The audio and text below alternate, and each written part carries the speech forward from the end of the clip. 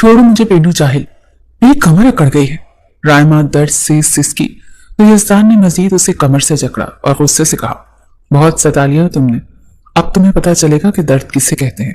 कहां कहां नहीं ढूंढा मैंने तुम्हें, मैं पागलों की तरह तुम्हें हर जगह ढूंढता रहा, और जब आखिरकार तुम मुझे मिल ही गई हो तो जब तक मैं तुम्हें सबक नहीं सिखा लूंगा मैं तुम्हें छोड़ूंगा नहीं। रायमा ने खौफ से उसकी आंखों में देखा जहां उसे सिर्फ गुस्सा नजर आया था। मुझे नहीं रहना तुम्हारे साथ, मुझे जाने दो, मुझे तलाक दे दो तुम। रायमा किसी बिन पानी की मछली की तरह उसकी गिरफ्त में कसमसाई थी, मगर उसके वजूद में इतनी ताकत ही कहां थी कि वो खुद को यजदान की मजबूत कैद से आजाद करवा सके।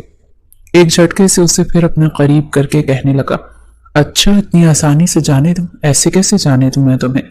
पहले मैं तुम्हारे जिस्म पर छाप छोड़ूंगा और तुम्हारी हिम्मत कैसे हुई मेरे निकाह में होते हुए किसी दूसरे मर्द के बारे में सोचने की भी?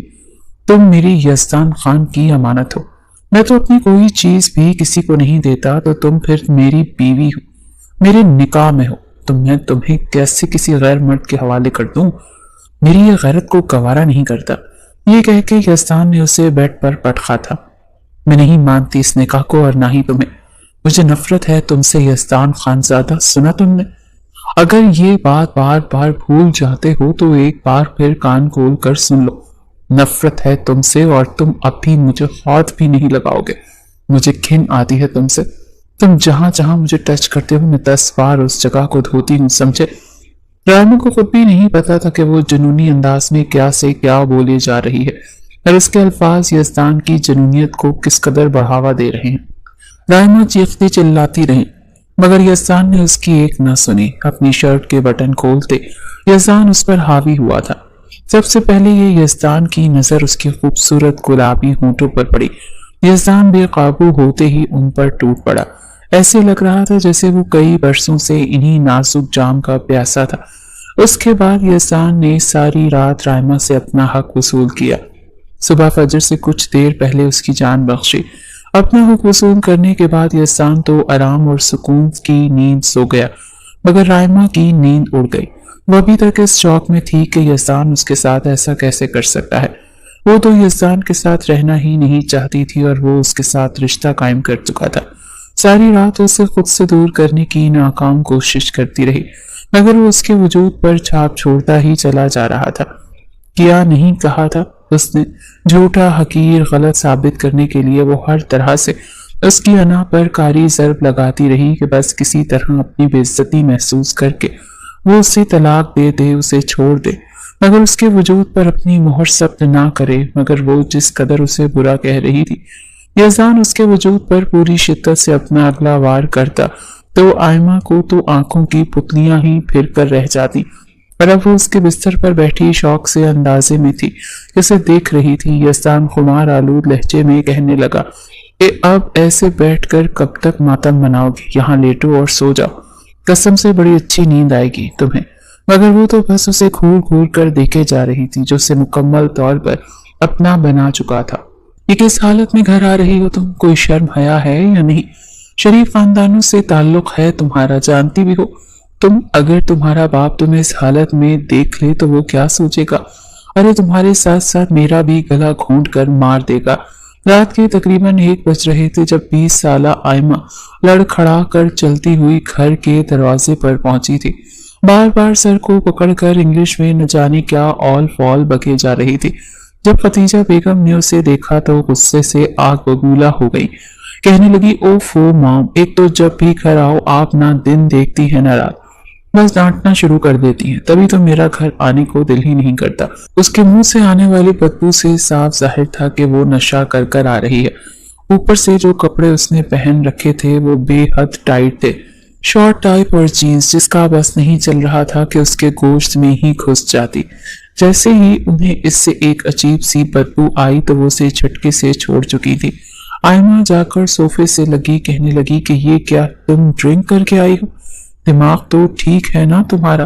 पहले तो तुम अपनी सहेलियों के साथ लोफर बाजियां करती रही, अब क्या तुमने हराम मशरूब भी पीने शुरू कर दिए? अपने बालों को एक अदा से झटक कर वो अपने कमरे में गई थी और जाकर बेड पर गिरकर कहने लगी, नहीं मॉम, शौक से नहीं पी, बस वो तो मेरे फ्रेंड्स ने मुझे जबरदस्ती पिला दिया। मुझे ये कहकर वो वहीं बेसुध हो चुकी थी और खदीजा बेगम तो पसीने में शराबूर वहीं बैठ चुकी थी कि या खुदाया क्या बनेगा इस लड़की का। मलिक दाऊद साहब और सकीना बेगम के 3 बच्चे थे, 2 बेटे और 1 बेटी। बड़े बेटे का नाम जाहिद मलिक था, उनके बाद उनके दूसरे नंबर पर वाजिद साहब थे और तीसरे नंबर पर उनकी इकलौती और लाडली बेटी अनीता मलिक थी। दाऊद साहब के तीनों बच्चे ही बहुत सुलझे हुए थे। उनके गांव में अपनी एक बहुत बड़ी हवेली थी, मगर दाऊद साहब को ये शौक था कि उनके बच्चे पढ़ लिख कर कुछ बन जाए। इसीलिए उन्होंने बाकी वडेरों की तरह अपने दोनों बेटों को जमीनों के मामलात में नहीं पढ़ने दिया। सब बच्चों को पढ़ाया लिखाया। वाजिद साहब पढ़ाई के बाद शहर में ही रिहाइश इख्तियार कर गए, जबकि जाहिद गांव में ही रहकर बाकी जमीनों को संभालने लगे। आयमा का यूनिवर्सिटी का आखिरी साल चल रहा था। शहर में रहने की वजह से आयमा का रहन सहन भी काफी लिबरल था। वाजिद साहब और खदीजा बेगम ने उसे कभी किसी चीज से नहीं रोका था। आयमा अपनी यूनिवर्सिटी में ही एक लड़के को पसंद करती थी जो कि उसका क्लास फेलो भी था। वो लड़का उसके साथ संजीदा था या नहीं, मगर आयमा उससे बहुत प्यार करती थी। दाऊद साहब के जाने के बाद घर के सारे मामलात जाहिद साहब देखा करते थे। वाजिद साहब भी अपने बड़े भाई की बहुत इज्जत किया करते थे और उनकी हर बात सर आंखों पर रखते थे। जाहिद साहब की ख्वाहिश थी कि आयमा उनकी बहू बने। वाजिद साहब को भी इस बात पर कोई एतराज नहीं था। दोनों भाइयों में ये बात तय हो गई थी कि जब आयमा की पढ़ाई मुकम्मल हो जाएगी तो यज़ान और उसका निकाह कर दिया जाएगा। आयमा गांव में बहुत कम जाया करती थी क्योंकि उसे वहां का माहौल भी पसंद नहीं था। वो जब भी वहां जाया करती तो उससे दुपट्टा लेना पड़ता और सलवार कमीज भी पहननी पड़ती।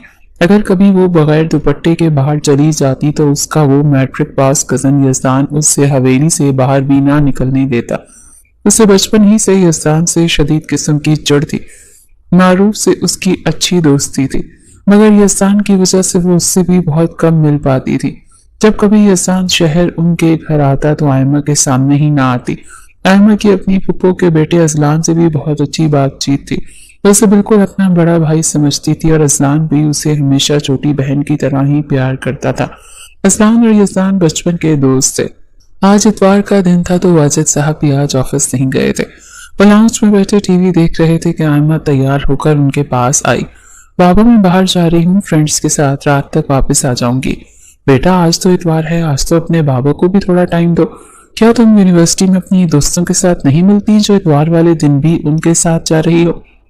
वाजिद साहब ने प्यार से पूछा। सॉरी बाबा, अचानक प्लान बन गया। अगले संडे में पक्का पूरा दिन अपने बाबा के साथ गुजारूंगी। आयमा ने लाड से वाजिद साहब के गले लगते हुए कहा। चलो ठीक है बेटा, खैर से जाओ। वाजिद साहब ने उसके सर पर हाथ रखते हुए कहा। ओके बाय बाबा, अली बाहर आ चुका है, हम लोग चलते हैं। ये कहकर आयमा बाहर को चली गई। पीछे वाजिद साहब सोच में पड़ गए। पीछे से आवाज देना तो नहीं चाहते थे, लेकिन फिर भी कहने लगे, बेटा मुझे लगा था कि तुम अपनी सहेलियों के साथ जा रही हो। वो यूं ही चलते हुए मुस्कुराकर कहने लगी, कम ऑन बाबा, आप जानते तो है मेरी गैदरिंग मेरे लड़के लड़कियां सबके साथ ही उठना बैठना होता है, पर अली तो मेरा मोस्ट फेवरेट बंदा है। जो चहक कर कहती ही बाहर चली जा चुकी थी और वाजिद साहब शायद अपना सा मुंह लेकर रह चुके थे। वाजिद साहब शायद अपना सा मुंह लेकर ही रह चुके थे, क्योंकि उन्होंने कभी भी नहीं सोचा था कि उनकी बेटी इस कदर आजाद ख्याल भी हो सकती है। अगर वो इस वक्त गांव में होती और इस तरह की बात करती तो इस बात पर न जाने क्या से क्या हो जाता। आजकल आयमा अली के साथ कुछ ज्यादा ही वक्त गुजारने लगी थी। ये बात उनके लिए परेशानी का सबब थी। वो अपने भाई को जबान दे चुके थे और उनके भाई की बात उनके लिए पत्थर पर लकीर थी। अब अगर आयमा ने यज़ान से शादी करने से इनकार कर दिया तो इनके भाई के दिल पर क्या गुजरेगी। वाजिद साहब ने खुद को तसल्ली दी कि उनकी बेटी उनका कहा जरूर मानेगी। अगर फिर भी दिल के किसी कोने में उन्हें परेशानी हो रही थी, उन्होंने सोच लिया था कि कुछ दिन में ही आयमा से यज़ान के और उसके रिश्ते के बारे में बात करेंगे। आयमा घर से बाहर निकली तो सामने ही अली अपनी गाड़ी के पास खड़ा था। उसे देखते ही आयमा के चेहरे पर एक खास मुस्कुराहट आई थी। वो और अली पिछले 4 साल से साथ थे। वो हर टाइम अली के साथ ही पाई जाती थी। उसे लगता था अली उसके मिजाज को समझ सकता है और उन दोनों की अच्छी बन पाएगी। मुस्तकबिल में अली भी हर वक्त उसकी हाँ में हाँ मिलाता, क्योंकि अली के लिए तो आयमा सोने की एक चिड़िया थी जिसे वो किसी भी कीमत पर खोना नहीं चाहता था। आयमा को देखकर अली ने भी एक स्माइल पास की। आयमा अली के पास आकर उसके गले लगी थी। आज तो तुम इतनी प्यारी लग रही हो, दिल करता है आज निकाह पढ़वा कर तुम्हें अपने साथ ले जाऊं। अली की इस बात पर आयमा हंसने लगी। ज्यादा मक्खन मत लगाओ और चलो, मुझे रात तक वापस भी आना है। आज इन दोनों का प्लान था कि वो सारा दिन इकट्ठे गुजारेंगे। हाँ चलो चलो जल्दी करो। ये कहकर अली ने आयमा के लिए गाड़ी का दरवाजा खोला और खुद भी दूसरी तरफ से आकर बैठ गया। वो दोनों आयमा के घर से सीधा एक बहुत बड़े रेस्टोरेंट में आए। वो दोनों रेस्टोरेंट के कोने में बैठे खुशगपियों में मसरूफ थे, इस बात से अनजान कि वहां कोई और भी ऐसा शख्स मौजूद था जो आयमा को जानता था। अली के साथ इस तरह बैठे देखकर उसकी आंखें गुस्से से जल रही थी। जब वेटर सूप लेकर आयमा और अली की टेबल तक पहुंचा तो वो शख्स जल्दी से वेटर के करीब आया। वो इस तरह से वेटर से टकराया कि सारा सूप उछलकर अली के कपड़ों पर चला गया। सूप गर्म होने की वजह से अली वेटर पर चिल्ला उठा, अंधे हो क्या तुम? नजर नहीं आता तुम्हें? मेरे सारे कपड़े खराब कर दिए हैं तुमने। वो शख्स जो वेटर से टकराया था अली से बोला, क्या आपको दूसरों से बात करने की तमीज नहीं? आप देख नहीं सकते कि मैं इनसे टकराया हूं, जिसकी वजह से सूप इनके हाथों से गिर गया, जिसके लिए मैं आपसे माजरत खा हूं, मगर इसमें उन वेटर की कोई गलती नहीं है। आपका कोई हक नहीं बनता कि आप उनकी इंसल्ट करें। इस शख्स की बात सुनकर अली चुप हो गया और गुस्से से मुंह बनाकर वापस बैठ गया। वेटर दोबारा से उनके लिए सूप लेने चला गया, जबकि वो शख्स मुस्कुराता हुआ बाहर चला गया, मगर उसके दिल में जलन थी। उसने सोच लिया था कि अब इसे आयमा का कोई न कोई बंदोबस्त करना ही पड़ेगा। आयमा घूर कर उस शख्स को देख रही थी, न जाने क्यों मगर ये उन्हें उसे कुछ जानी पहचानी सी लग रही थी, मगर वो अपनी नजरें फेर चुकी थी। उसका सारा ध्यान तो अली के हाथ की तरफ था, जिस पर गर्मा गर्म सूप गिरने की वजह से अब वो सुर्ख हो चुका था। बाबा जान, आप चचा जान से चलते चल मेरी और आयमा की शादी की बात करें, एहसान जाहिद साहब से कह रहा था, मगर अभी तक तो आयमा की पढ़ाई को मुकम्मल होने में कुछ अरसा है। जाहिद साहब ने एहसान को जवाब दिया, बस 2 महीने ही रह गए हैं। अब चचा जान से कहें कि आयमा को उसके और मेरे रिश्ते के बारे में बता दें। जैसे ही आयमा की पढ़ाई मुकम्मल होगी तो इससे मेरे साथ रुखसत कर दें, ऐसा ना हो कि बात खराब हो जाए। एहसान ने जाहिद साहब से इसरार किया तो जाहिद साहब भी समझ गए कि जरूर कोई न कोई बात होगी, वरना एहसान में तो पहले कभी भी आयमा के और अपने बारे में कोई बात नहीं की थी, और आज अगर वो कह रहा है तो उन्हें इसकी बात मान लेनी चाहिए। ठीक है, मैं अभी वाजिद से बात करता हूँ कि वो आयमा को बता दें। उन्होंने एहसान को तसल्ली दी। शुक्रिया बाबा जान। एहसान उन्हें सलाम कहकर बाहर चला गया। फौरन से उन्होंने फोन पर अपने छोटे भाई को बुलाया था। रस्मी सलाम दुआ के बाद वो सीधा मुद्दे पर आए थे और एहसान और आयमा के रिश्ते के बारे में बात की थी। भाईजान, जैसा आप कहें मैं आज ही आयमा से बात करूंगा। मुझे पूरा यकीन है कि मेरी बेटी कभी भी मेरी बात नहीं टालेगी।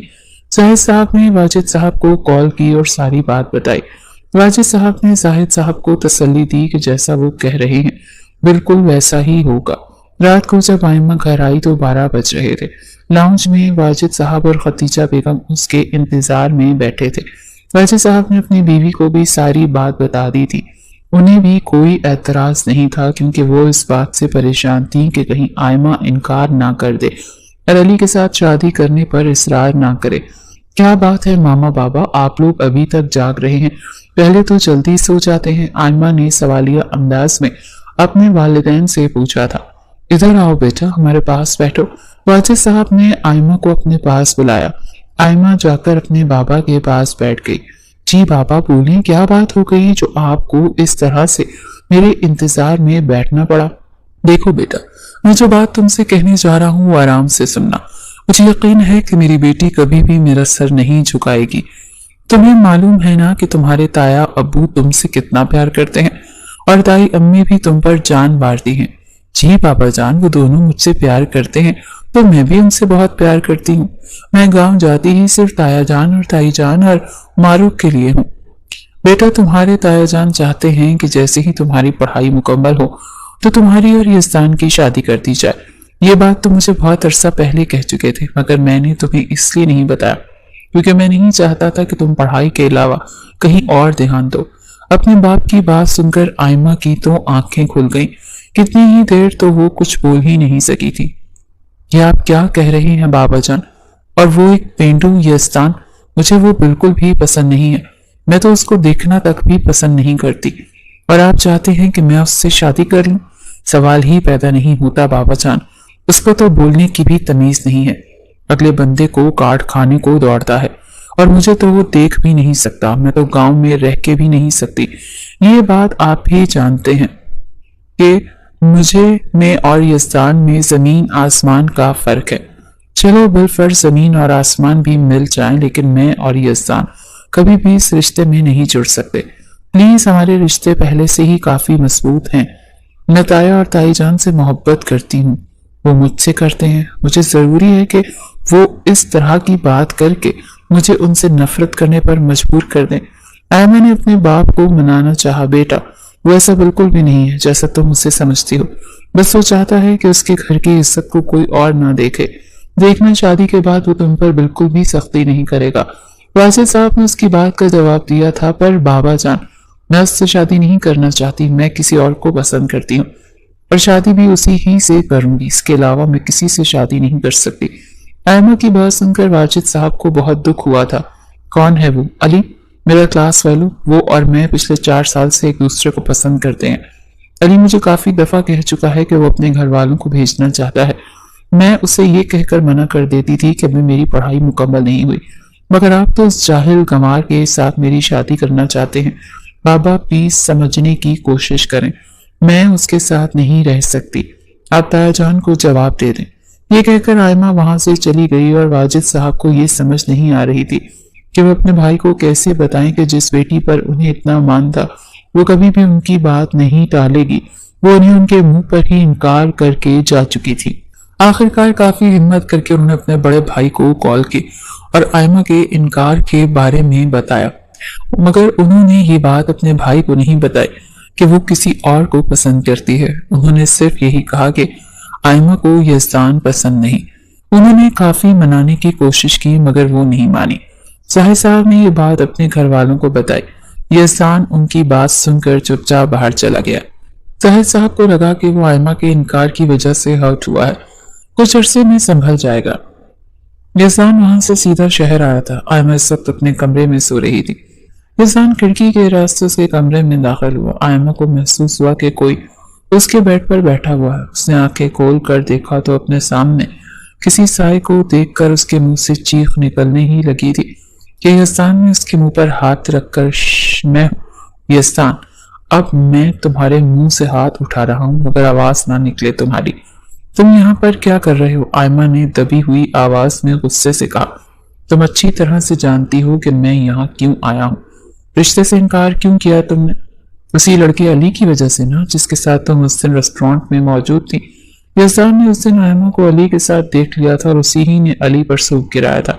यज़दान बिल्कुल आयमा के ऊपर झुका हुआ था, यहाँ तक कि उसकी सांसें आयमा को अपने चेहरे पर महसूस हो रही थी। पीछे तो हटो, बिल्कुल ही ऊपर चढ़े आ रहे हो। आयमा ने गुस्से से कहा। नहीं हटूंगा। क्या करोगी? तुम मुझे ये बताओ कि तुमने मुझसे शादी से इनकार क्यों किया? अगर तो मुझे वो लड़का हुआ तो खुदा की कसम मैं उसकी जान निकाल लूंगा। उसकी बात सुनकर आयमा डर गई। नहीं, वो सिर्फ मेरा दोस्त है, मगर मैं तुमसे कभी भी शादी नहीं करूंगी। तुम पेंडू मैट्रिक पास आदमी हो जिसको बोलने की भी तमीज नहीं। तुम्हारे साथ मैं तो क्या कोई भी लड़की नहीं रह सकती। तुम इंतहाई बदतमीज आदमी हो। कहाँ से तुम पढ़े लिखे लगते हो? अपनी हरकतें देखी हैं तुमने। इज्जत से घर भी तो आ सकते थे और मेरे माँ बाप से बात कर सकते थे, मगर देखो, चोर लुटेरों की तरह आधी रात को मेरे घर में घुसे हो, वो भी खिड़की से, और अगर मुझे धमका भी रहे हो। आयमा ने ढिठाई से यज़दान को जवाब दिया। यज़दान गुस्से से उसे देख रहा था। कहने लगा, मुझे फजूल की बातें नहीं चाहिए। मैं कह चुका हूँ। रही बात उस लड़के की, तो मेरी इज्जत पर बुरी नजर रखने का सोचा भी कैसे उसने? जान ही ले लूंगा मैं उसकी। जैसे ही अली की जान लेने की बात आई तो आयमा का चेहरा सुर्ख हुआ था। कहने की, नहीं, तुम उसे कुछ भी नहीं कहोगे। खबरदार, जो तुमने अली की तरफ गंदी नजर उठाकर भी देखा तो। यज़दान उसे गुस्से से घूरे जा रहा था। कहने लगा, मैं ना सिर्फ उसे देखूंगा बल्कि उसकी बूटी बूटी करके भी फेंकूंगा। दोस्त है ना वो तुम्हारा, सारी दोस्तियां खत्म कर दो, इसी में बेहतरी है, और दोबारा मैं तुम्हें ये टाइट जीन्स और टॉप शर्ट में ना देखूं। तुम अब सर पर दुपट्टा लोगी और कमीज ट्राउजर पहनोगी, फ्रॉक पहनोगी जिसमें तुम्हारा वजूद बिल्कुल ढका छुपा रहे, और ये सब कुछ पहनना है तो शादी के बाद मेरे सामने बंद कमरे में पहनना। अपनी रानाइयां, अपना हुस्न सिर्फ और सिर्फ मुझे दिखाना, क्योंकि उस पर सिर्फ और सिर्फ मेरा हक है। अब फैसला तुम्हारे हाथ में है, या तो मुझसे शादी के लिए हाँ करके उस लड़के की जान बचा लो, वरना दूसरी सूरत में भी तुम्हारी शादी तो मुझसे ही होगी, मगर वो लड़का जिंदा नहीं बचेगा। ये कहकर यज़दान वहां से खिड़की के ही रास्ते वापस चला गया। پیچھے آئمہ پریشان ہو کر سوچنے لگی کہ اب وہ کیا کرے۔ اس نے فیصلہ کیا کہ وہ صبح ہوتے ہی سب سے پہلے علی کو اس سب کے بارے میں بتائے گی۔ دوسری طرف سے یزدان ساری رات باہر ہی گاڑی میں گھومتا رہا۔ اسے یقین تھا کہ آئمہ اس لڑکے کی وجہ سے یزدان سے شادی کرنے سے انکار کر رہی ہے۔ یزدان کو بھی آئمہ سے کوئی بہت زیادہ محبت تو نہیں تھی، مگر پھر بھی جب سے ظاہر صاحب نے اسے آئمہ کے اور اس کے رشتے کے بارے میں بتایا تھا، تب سے وہ آئمہ کو اپنی عزت سمجھتا تھا۔ وہ نہیں چاہتا تھا کہ آئمہ بیہودہ کپڑے پہن کر باہر غیر مردوں کے ساتھ گھوما پھرا کرے۔ اسی وجہ سے وہ کبھی کبھار آئمہ کے ساتھ غصے سے بات کر لیا کرتا تھا۔ آئمہ نے صبح ہوتے ہی علی کو باہر ملنے کے لیے بلایا تھا۔ جب علی اسے ملنے کے لیے آیا تو آئمہ نے اسے اپنے رشتے کے متعلق ساری بات بتائی اور یہ بھی بتایا کہ یزدان نے اس کو کیا دھمکی دی ہے۔ اس کی بات سن کر علی ڈر گیا تھا، مگر اس نے آئمہ پر یہ ظاہر نہیں ہونے دیا۔ اس نے سوچ لیا تھا کہ اب وہ اس سے آگے کیا کرنا ہے۔ علی، کیا تم اور میں کورٹ میرج کر سکتے ہیں؟ آئمہ نے علی کو کہا تھا، دیکھو آئمہ، میں نہیں چاہتا کہ تمہارے بابا کو تمہاری وجہ سے کوئی دکھ پہنچے۔ تم ابھی ان کی خوشی کے لیے یزدان سے نکاح کر لو، بعد میں کوئی نہ کوئی بہانہ بنا کر یزدان سے طلاق لے کر تم میرے پاس آ جانا، تب تمہارے بابا کو بھی کوئی دکھ نہیں پہنچے گا۔ علی جانتا تھا کہ اگر اس نے آئمہ نے کورٹ میرج کی تو آئمہ کی ساری دولت سے محروم ہو جائے گا، اور اسے تو آئمہ میں کوئی انٹرسٹ نہیں تھا، اسے صرف اور صرف اس کی دولت سے مطلب تھا۔ ایک پل کو تو آئمہ بالکل شوق سی رہ گئی تھی۔ کتنی ہی دیر تو وہ علی کا چہرہ تکتی رہی، پھر کہنے لگی، کیا کہہ رہے ہو تم جانتے بھی ہو اگر میں نے اس جنگلی پینڈو سے شادی کر لی تو وہ میرا شوہر بن گیا تو جانتے ہو کیا ہوگا؟ میں نے گاؤں کے مردوں کو جانتے نہیں، بہانے بہانے سے پھر اپنی بیوی پر حکم چلاتے ہیں، ان کے قریب آنے کی کوشش کرتے ہیں، اور اگر اتنا عرصہ اس نے مجھے چھونے کی کوشش کی، مگر علی کہنے لگا، ارے یار کچھ نہیں ہوتا، مجھے تم پر بھروسہ ہے، تم اسے اپنے قریب پھٹکنے بھی نہیں دو گی، لیکن ہمیں ایسا کرنا ہوگا۔ اس نے بڑی مشکل سے آئمہ کو منایا تھا اور وہ ایک گہری سانس خارج کر کے رہ گئی تھی۔ وہ یہی سوچ کر خوش ہو گئی کہ علی کو اس کے باپ کی خوشی کا کتنا خیال ہے۔ ٹھیک ہے علی، میں ابھی صرف بابا کے لیے اس نکاح کو کر لوں گی، مگر میں اس سے خلا لے لوں گی، ہاں میری جان، کیونکہ میں بھی تمہارے بغیر نہیں رہ سکتا۔ علی نے جھوٹ موٹ کا پیار جتایا۔ چلو اب میں چلتی ہوں، اب جا کر بابا کو بھی خوشخبری سنانی ہے، مجھے ان کی خوشی کے لیے اس پینڈو سے صرف نکاح کرنے میں کوئی اعتراض نہیں۔ ٹھیک ہے تم جاؤ، علی نے آئمہ سے کہا۔ آئمہ گھر آ کر سیدھا اپنے بابا کے روم میں گئی۔ واجد صاحب بیڈ پر لیٹے تھے، آئمہ کو دیکھ کر سیدھے ہو کر بیٹھ گئے۔ آؤ بیٹا، واجد ملک نے پیار سے آئمہ کو بلایا۔ آئمہ جا کر ان کے پاس بیٹھ گئی۔ بابا، مجھے آپ سے بات کرنی ہے، آپ جو چاہتے ہیں میں ویسے ہی کروں گی۔ مجھے یزدان سے شادی کرنے پر کوئی اعتراض نہیں ہے، مگر میں چاہتی ہوں کہ ابھی صرف نکاح ہو اور 1 سال کے بعد شادی۔ واجد صاحب تو صرف اپنی بیٹی کے منہ سے اقرار سن کر ہی خوش ہو گئے تھے۔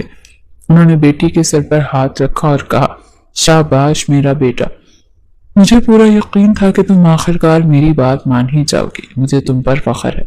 آئمہ کی بات جاننے کے بعد انہوں نے فوراً اپنے بڑے بھائی کو کال کی اور آئمہ کے اقرار کی خوشخبری سنائی۔ ظاہر صاحب بھی یہ خبر سن کر بہت خوش ہوئے۔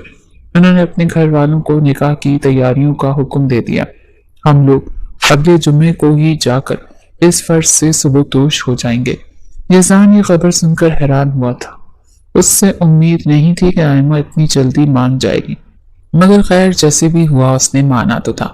آئمہ نے اپنے نکاح کی شاپنگ میں کوئی دلچسپی نہیں لی، اس کی ساری شاپنگ یزدان اور معروف نے خود کی تھی، مگر آئمہ کی والدہ چاہتی تھی کہ نکاح کا جوڑا آئمہ خود پسند کرے، اسی لیے آج یزدان خود آئمہ کو لینے کے لیے آیا ہوا تھا۔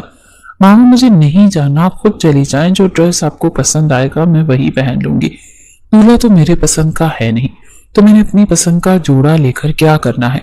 یزدان کے سامنے ہی آئمہ نے یہ بات کہی تھی، اس کی بات پر وہ صرف اپنی مٹھیاں بھینچ کر رہ گیا۔ اسے کافی غصہ آیا تھا، مگر وہ ضبط کر گیا کیونکہ اس ٹائم خدیجہ بیگم بھی وہیں پر موجود تھی۔ آئمہ چپ کر کے یزدان کے ساتھ چلی جاؤ ورنہ مجھ سے برا کوئی نہیں ہوگا۔ خدیجہ بیگم نے آئمہ کو ڈانٹا تھا، اس پر آئمہ منہ بنا کر یزدان کے ساتھ باہر نکل پڑی۔ چادر تو لو، یزدان نے آئمہ کو روکا، میں ہمیشہ اسی حلیے میں باہر جاتی ہوں، اگر آنا ہے تو آؤ۔ आयमा ने खटक से जवाब दिया था और आगे जाकर गाड़ी में बैठ गई। यज़दान भी जाकर ड्राइविंग सीट पर बैठ गया। गाड़ी स्टार्ट कर ली, मगर मॉल पहुंचकर आयमा ने अपने लिए अच्छे अच्छे ड्रेसेस देखने लगी और यज़दान खामोशी से उसके साथ मौजूद रहा। सारी शॉपिंग करने के बाद वो दोनों मॉल से बाहर निकले तो आयमा जल्दी जल्दी चलकर गाड़ी के पीछे जाने लगी और चूंकि यज़दान से काफी आगे थी इसीलिए कुछ आवारा लड़के उसे देखकर आवाजें कसने लगे। उन्हें लगा कि वो अकेली आई। यज़दान ने जब ये देखा तो उसका खून खौल उठा। वो आगे बढ़कर उन लड़कों के पास आया। वो लोग 3 लड़के थे। यज़दान ने तीनों को आओ देखा, नत्ताओ और मारना शुरू कर दिया। वो अपनी जान बचाकर वहां से भाग गए। यज़दान ने पीछे मुड़कर गुस्से से आयमा को देखा जो डर कर यही सब कुछ देख रही थी। यज़दान ने अपनी शॉल उतार कर आयमा के कांधों पर डाली। आयमा ने कुछ न कहा। उसे मालूम था कि यज़दान इस वक्त बहुत गुस्से में है और अगर वो कुछ भी बोली तो वो उसका भी लिहाज नहीं करेगा। यज़दान ने आयमा को बाजू से पकड़कर गाड़ी में घसीट कर फेंका और दूसरी तरफ से आकर बैठ गया। गाड़ी में बैठते उसने जोर से आयमा का बाजू दबोचा। बकवास की थी मैंने कि चादर ले लो। बहुत शौक है तुम्हें गैर मर्दों के सामने अपना जिस्म दिखाने का। तुम्हारी ये ख्वाहिश भी मैं जल्दी पूरी कर दूंगा। तो आज मैं था तुम्हारे साथ तो ये वाक्य मैं अपनी आंखों से देख रहा हूँ, वरना जब आए रोज दिन में 10 चक्कर तुम्हारे बाहर लगते हैं तो न जाने कितनी बार तुम्हारे साथ ऐसे वाक़े पेश आते होंगे। ओह खुदाया, तुम सोच भी सकती हो तुम कैसे मगरमच्छों के मुंह में हाथ डालकर खड़ी थी। वो जिस तरह डांटे जा रहा था आयमा बस चुप करके सुने जा रही थी।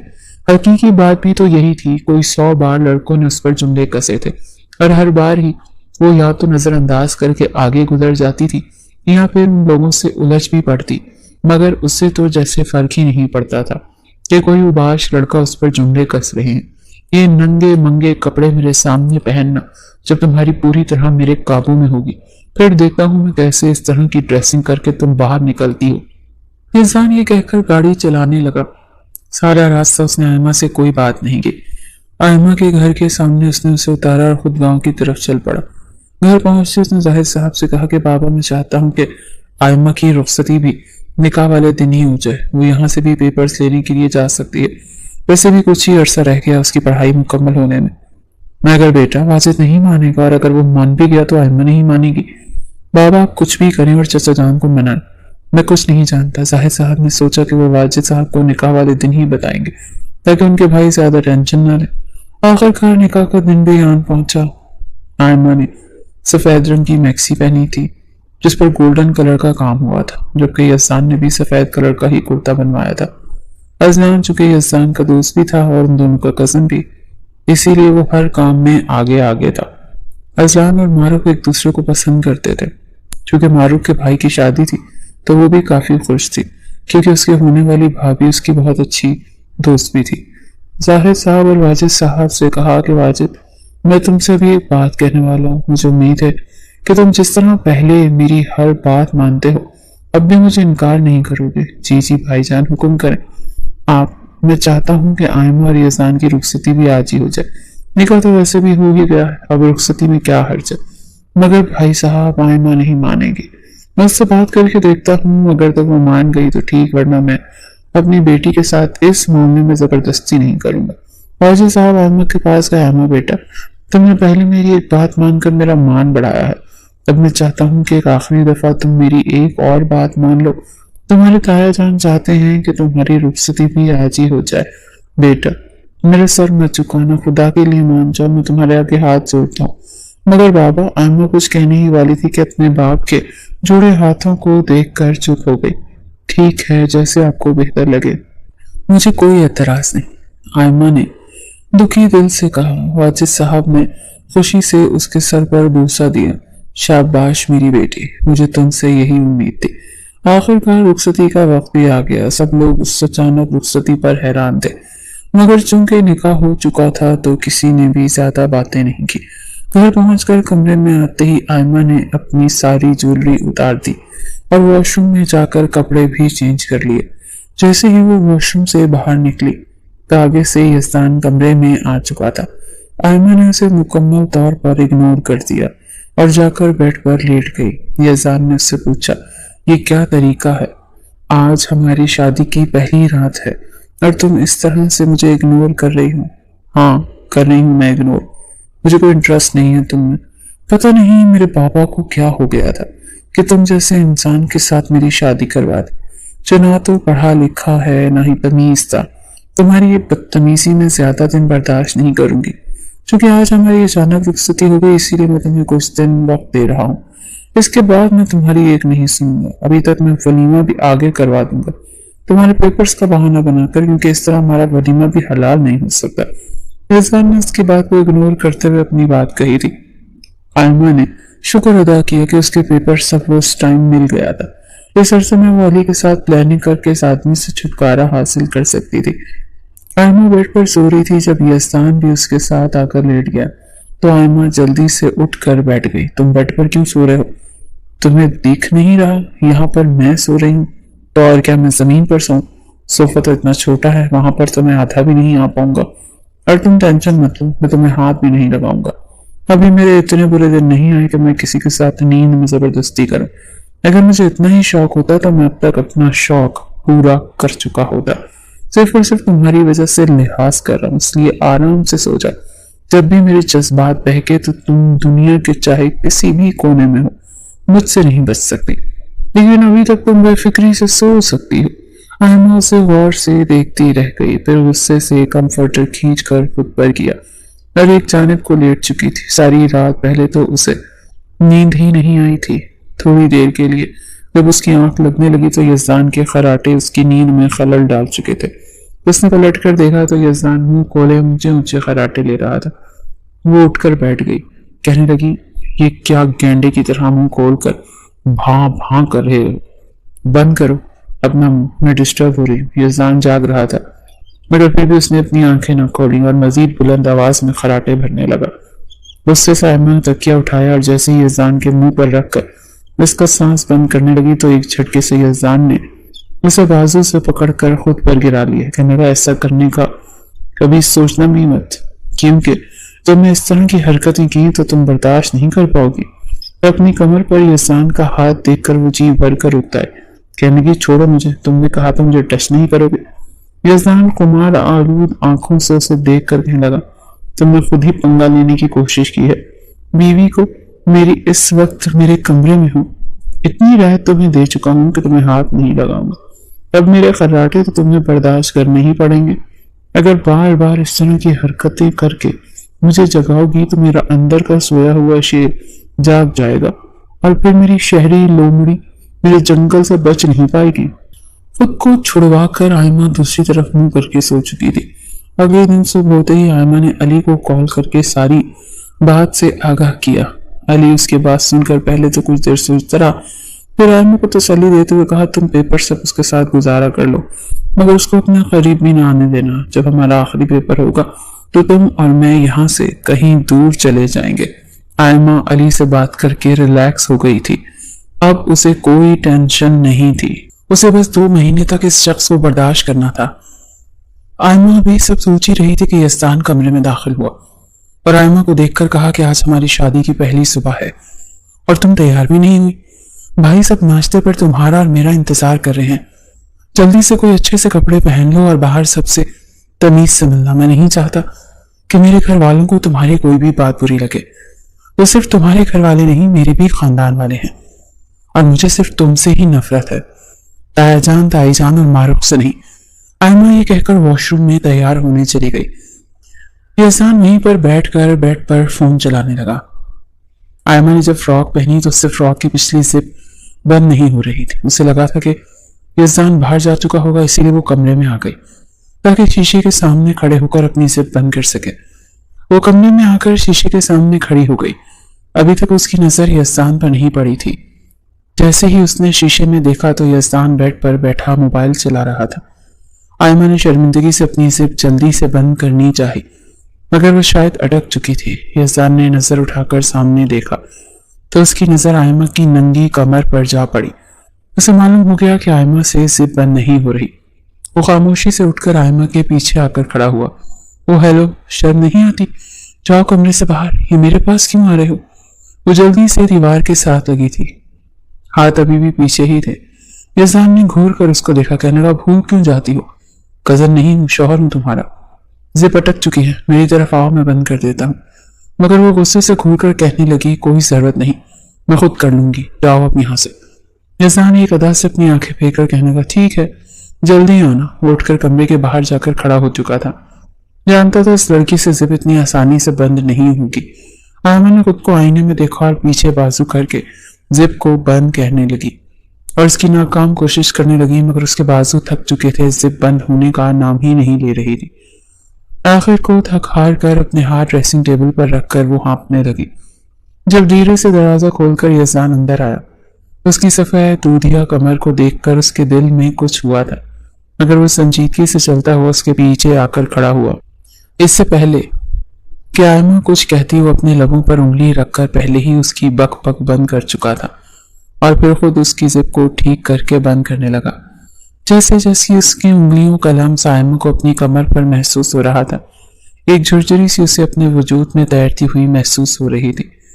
बेसाख्ता सी उसके लबों से एक सिसकी निकली और फिर उसका चेहरा सुर्ख होने लगा, जैसे अपनी शर्मिंदगी को छुपाना चाहती हो।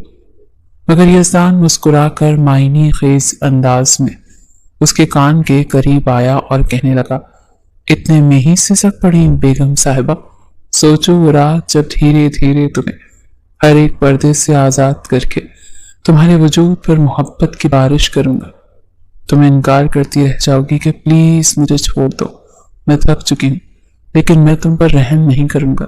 ये सुनकर आयमा बिल्कुल हक्की बक्की रह चुकी थी। जब जाते जाते यज़दान ने उसके कान की लौ पर एक शरारत भरी गुस्ताखी की थी, जो आयमा को कांपने पर मजबूर कर गई थी। यज़दान ने जिप बंद की और आयमा को अपने साथ चलने का कहा। आयमा की कमर पर हाथ रखते हुए उसे अजीब सा लगा। उनके जज्बात को कोई नाम नहीं दे पाया, जबकि साथ आयमा का रवैया भी बहुत अच्छा था। हंसती खेलती मुस्कुराती, यहाँ तक कि किचन के कामों में भी वो ताईजान के साथ मौजूद थी। मारूफ के साथ शाम को हवेली के सहन में जाकर पौधों को भी पानी देती हुई और नए पौधे भी लेकर आई थी। जैसे यज़दान आ जाता तो फौरन कमरे में घुस जाती। अगर सबके सामने यज़दान उससे कुछ बात करता तो वो उखड़ कर जवाब देती। कई बार तो ताईजान ने उससे पूछा भी था कि बेटा, तुम्हारे और यज़दान के बीच रिश्ता ठीक है ना, मगर वो इस बात का कोई जवाब नहीं देती थी। वही यज़दान भी अपनी माँ को कहता था कि आपको फिक्र करने की जरूरत नहीं है, मेरे साथ आयमा का रवैया बिल्कुल ठीक है, और अगर थोड़ी इधर उधर होने की कोशिश करे भी तो मैं भी यज़दान हूँ, मुझे सीधी लकीर करना आता है। वो अब धीरे धीरे आगे बढ़ रहा था जब एक रात यज़दान मोबाइल पर किसी काम में मसरूफ था। आयमा खाना खाकर ही फौरन सो चुकी थी। रात को तेज आंधी तूफान शुरू हो गया, साथ ही बादल गरजने लगे थे और आयमा को उस मौसम से काफी डर लगता था। जैसे जैसे बाहर बादल गरज रहे थे, वो सरकती हुई यज़दान के काफी करीब आ चुकी थी। एक वक्त वो भी आया जब उसने अपना हाथ यज़दान की थाई पर रख दिया। यज़दान नींद दराज बैठा था। उसका यूं खुद के करीब देखकर वजूद में करंट सा दौड़ा, जज्बात में चिंगारी भड़की थी। उसने आयमा का हाथ अपनी थाई से हटाकर नीचे रखा, लेकिन वो एक बार फिर उसके मजीद करीब आकर अपना हाथ उसकी थाई पर रख चुकी थी। यज़दान भी उसके करीब लेट गया, मन मचल चुका था। धीरे से उसने अपना हाथ आयमा के बालों में फेरा तो वो नींद में ही मुस्कुराती थी। शायद नींद में वो अपने शौहर के करीब आना चाहती थी। अगले ही लम्हे आयमा ने गुनूदगी में अपने लब यज़दान की गर्दन पर रख दिए, गोया उस पर मोहब्बत निछावर करने लगी थी। मगर यज़दान जानता था कि अगर इस लड़की को होश आ गया तो उसने वावेला मचाकर बिला वजह का तमाशा खड़ा करना है। इसीलिए वो अपने जज्बात पर काबू पाकर उसे खुद से दूर कर चुका था और ये रात भी फिर बाकी रातों की तरह खामोशी से गुजर चुकी थी। उसकी शादी को 2 महीने होने वाले थे और आयमा और यज़दान के दरमियान अभी तक वही सर्द मोहरी कायम थी। वो दोनों एक दूसरे से बहुत कम ही मुखातिब हुआ करते थे। आज आयमा का पहला पेपर था। यज़दान उसे यूनिवर्सिटी छोड़ने के लिए जा रहा था। यूनिवर्सिटी पहुंचकर आयमा यज़दान से बगैर कुछ कहे चुपचाप गाड़ी से उतरकर अंदर चली गई। यज़दान ने उसके नंबर पर मैसेज कर दिया कि फ्री होकर वो उसे कॉल कर ले ताकि वो उसे यूनिवर्सिटी से पिक कर ले। उसके बाद यज़दान अपने काम के लिए चला गया। वो और अजलान मिलकर اپنا کوئی کام شروع کر رہے تھے جس کے بارے میں یزدان نے آئمہ کو کچھ نہیں بتایا تھا۔ آئمہ نے یونیورسٹی میں جاتے ہی سب سے پہلے علی سے ملاقات کی۔ ان دونوں نے پورا پلان بنا لیا تھا کہ آخری پیپر والے دن وہ یونیورسٹی سے ہی بھاگ جائیں گے۔ آخر کار آئمہ کے پیپرز ختم ہوئے اور آج اس کا آخری پیپر تھا۔ آئمہ گھر سے کچھ بھی نہیں لائی کیونکہ اسے معلوم تھا کہ اگر وہ اپنے ساتھ کچھ لائی تو یزدان کو شک ہو جائے گا۔ آئمہ نے میسج کر کے علی کو بتا دیا کہ میں اپنے ساتھ کچھ بھی نہیں لا رہی تاکہ یزدان کو شک نہ ہو۔ اسے معلوم نہیں تھا کہ علی اسے اپنے ساتھ صرف اور صرف پیسے کے لیے لے کر جانا چاہ رہا ہے۔ جب علی کو معلوم ہوا کہ آئمہ اپنے ساتھ کچھ بھی نہیں لا رہی تو اسے اپنا سارا پلان مٹی میں جاتا ہوا محسوس ہوا۔ اس نے ارادہ کر لیا تھا کہ اب آئمہ سے چھٹکارا حاصل کرنا ہوگا۔ پیپر کے بعد آئمہ یونیورسٹی سے چھپ کر اس جگہ پر آ گئی جہاں پر اس نے اور علی نے ملنا تھا اور پھر وہاں سے علی کے فلیٹ میں جانا تھا۔ آئمہ نے یزدان کو بھی میسج کر دیا کہ میں علی کے ساتھ جا رہی ہوں اور مجھے تمہارے ساتھ نہیں رہنا۔ تمہاری غیرت یہ تو گوارا نہیں کرے گی کہ تمہاری بیوی کسی اور مرد کے ساتھ رہے، اسی لیے جلد از جلد مجھے طلاق دے دو ورنہ میں خود خلا لے لوں گی۔ یزدان نے فوری ہی آئمہ کا میسج سن لیا تھا۔ اس کا خون کھول اٹھا تھا۔ اس کی عزت اس کو چھوڑ کر کسی غیر مرد کے لیے گھر سے بھاگ چکی تھی۔ یزدان نے فوراً اپنے ایک دوست سے کہا، آئمہ کے فون کی لوکیشن ٹریس کروائی اور اس کے پیچھے نکل پڑا۔ دوسری طرف آئمہ کافی دیر تک علی کا انتظار کرتی رہی مگر وہ نہ آیا۔ جب آئمہ نے علی کو کال کی تو اس نے کال اٹھائی۔ آئمہ نے کہا، تم کدھر ہو؟ آگے سے علی نے جواب دیا، میں تم جیسی لڑکی کے ساتھ اپنی زندگی برباد نہیں کرنا چاہتا جو شادی شدہ ہوتے ہوئے بھی کسی غیر مرد کے ساتھ جانے کے لیے تیار ہو جائے۔ اگر تم اپنے شوہر کے ساتھ وفادار نہیں ہو تو کل کو میرے ساتھ کیا وفاداری کرو گی؟ یہ کہہ کر علی نے فون بند کر دیا، جبکہ آئمہ کو تو اپنے کانوں پر ہی یقین نہیں آیا۔ کیا یہ وہی علی تھا جو اس کی محبت کے گن گاتے نہیں تھکتا تھا، ہر وقت اس کے آگے پیچھے گھومتا پھرتا تھا؟ وہی علی جس کے ساتھ اس نے جینے مرنے کی قسمیں کھائی تھی؟ اب آئمہ کو احساس ہو گیا تھا کہ وہ کتنا غلط کر چکی، مگر اب پچھتاوے کا کوئی فائدہ نہیں تھا کیونکہ یزدان میسج دیکھ چکا تھا۔ ابھی وہ یہی باتیں سوچ رہی تھی کہ اچانک ایک گاڑی اس کے سامنے آ کے رکی۔ یزدان اس میں سے نکلا۔ یزدان کو دیکھ کر آئمہ کی آنکھیں باہر آنے کو تھی۔ یزدان نے اس سے بغیر کچھ کہے کھینچ کر اپنی گاڑی میں بٹھایا، خود بھی دوسری طرف سے آ کر ڈرائیونگ سیٹ پر بیٹھ گیا۔ گھر پہنچ کر یزدان آئمہ کو سیدھا اپنے کمرے میں لے کر گیا۔ کمرے میں جاتے ہی اس نے کمرہ لاک کیا اور آئمہ کا بازو مروڑ کر اسے دروازے کے ساتھ لگایا۔ چھوڑو مجھے پینڈو جاہل، میری کمر اکڑ گئی ہے۔